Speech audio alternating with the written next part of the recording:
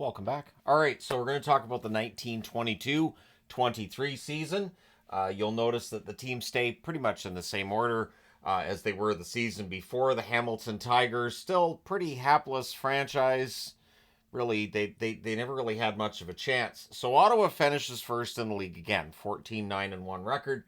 They scored 77 goals, allowed 54. They finished with 29 points, one more than Montreal, who were 13-9-2, 73 goals scored, 61 goals against.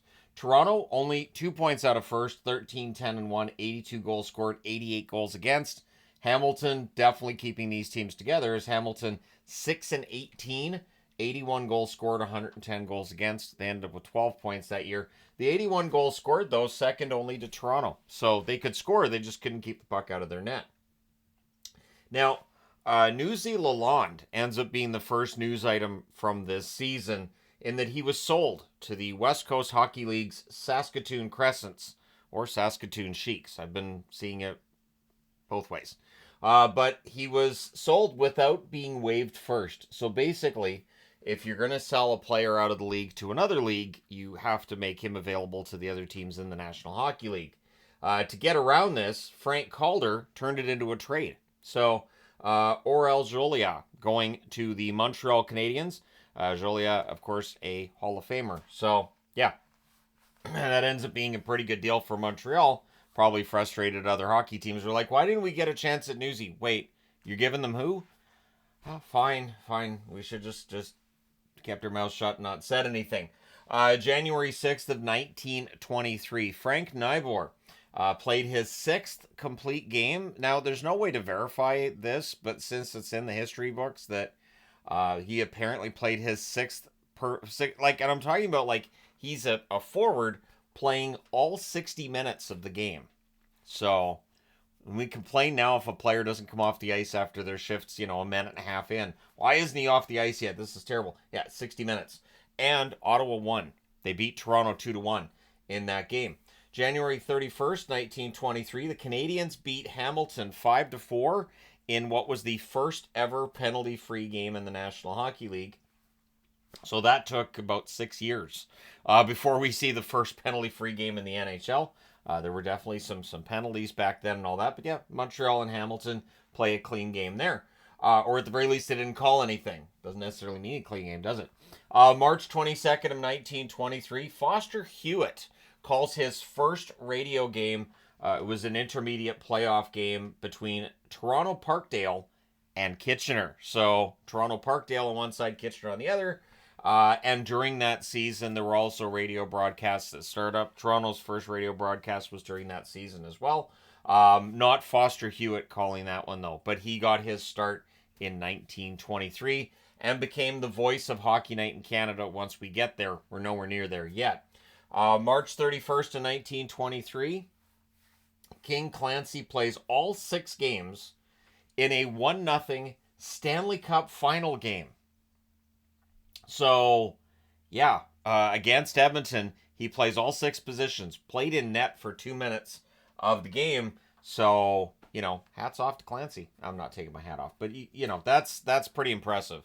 All right, I'll do it. I'll do all of it. Yeah, we need somebody to go in for the goaltender. I'm assuming the goaltender got a penalty and they had to put in a replacement, and they didn't always carry a backup goaltender. In fact, backup goaltenders being required to be there, I think it was the 60s before you were required to have a backup goaltender dressed for a National Hockey League game.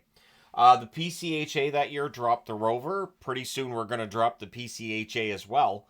But yeah, they dropped the Rover, so it was 5-on-5 with a goalie, the same as the National Hockey League at that point. PCHA keeping 6-on-6 with a goalie for as long as any league in the world did.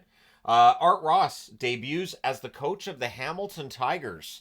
So the coach who eventually would have an award named after him for the scoring title. Art Ross debuts as the Hamilton Tigers coach, and of course, you could have had Scotty Bowman behind the bench for the Tigers, and he would have been very, very young back then. Wouldn't have been around back then. Anyways, Hamilton Tigers, I don't think anybody could have saved him. I think, again, time machine, you take Scotty Bowman back there, it's probably still not very good.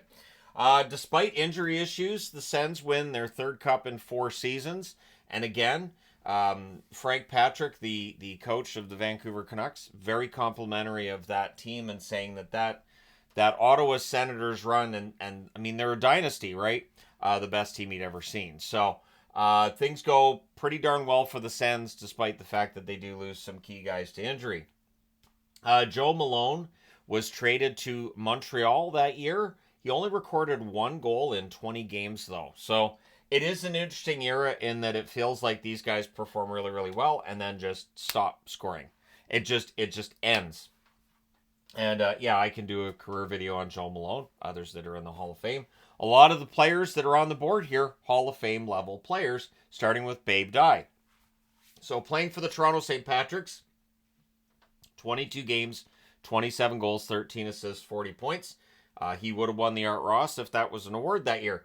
Cy Denny of Ottawa ends up being second on the list. 24 games, 21 goals, 12 assists, 33 points. Jack Adams for Toronto. Yep, that Jack Adams. 23 goals, 23 games, 18 goals, 12 assists, 30 points. Hey, at least I heard it that time. Billy Boucher for Montreal. Yeah, he should play in Boston, shouldn't he? Billy Boucher of the Boston Bruins. But 24 games, 23 goals, 6 assists, 29 points. Odie Cleghorn for Montreal as well. 24 games, 19 goals, 8 assists, 27 points. Mickey Roach for Hamilton, their top scorer. 24 games, 17 goals, 9 assists, 26 points. Georges Boucher for Ottawa. 24 games, 15 goals, 10 assists, 25 points. Reg Noble for Toronto. 24 games, 12 goals, 12 assists, 24 points. And Aurel Joliat, so coming in as a rookie, Montreal, 24 games, 13 goals, 10 assists, 23 points. And that's how you make a debut as a rookie. And again, for teams who were mad about Newsy being just sold off to the WCHL, probably not all that happy with the alternative that Frank Calder found for that. Clint Benedict is still the best goalie in the league, 14-9-1 record, 2.18 goals against. John Ross Roach keeps his job in Toronto, 13-10-1 record, 3.59 goals against. Georges Vezina with Montreal, 13-9-2 with a 2.46 goals against. So really strong goals against numbers there for Vezina. And Jake Forbes of Hamilton. Yep, he ends up in Hamilton, 6-18 record, 4.49 goals against average for Forbes. Probably the better of the goaltenders that Hamilton had to that point. But yeah, Hamilton's just not quite good enough. The NHL final, again, it's a 2-game total goals. Ottawa wins the first game 2-0. They lose the second game 2-1, but again, they win on total goals by a score of 3-2. So they move on to the Cup final where they're playing in Vancouver against the Maroons. It was just the Vancouver Millionaires renamed themselves to Maroons. Ottawa wins the first game 1-0. Vancouver wins the second game 4-1. And then Ottawa wins 3-2 in the third game and 5-1 in the fourth game. So again, Vancouver playing host to the Stanley Cup final and losing the Stanley Cup final. A tradition that continues in the National Hockey League.